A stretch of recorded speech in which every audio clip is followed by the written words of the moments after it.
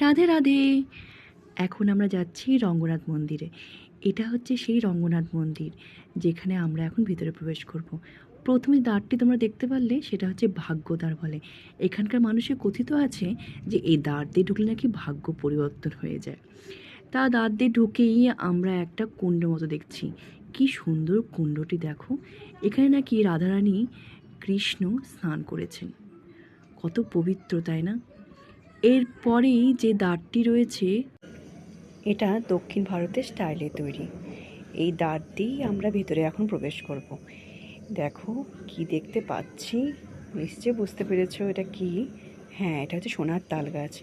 বিশাল আকার, প্রায় 60 ফিট সোনার তাল গাছ। এই সোনার তাল গাছের নিচেই কৃষ্ণ তার সখাদের সাথে বিশেষ কাজে সিদ্ধান্ত নিতেন।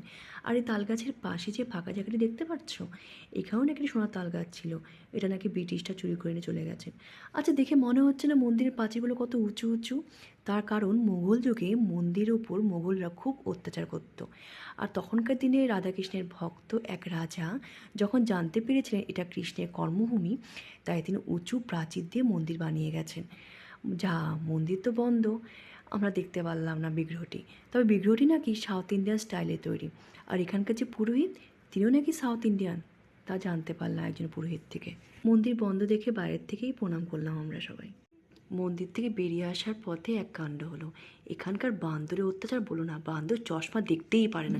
বান্দর একজনের থেকে চশমা নিয়ে নিয়েছে, তাকে ফ্রুটি দিয়ে তারপর তার থেকে চশমা নেওয়া হলো। তো আমার ভিডিওটি কেমন লাগলো জানিও। কেমন? রাধে রাধে।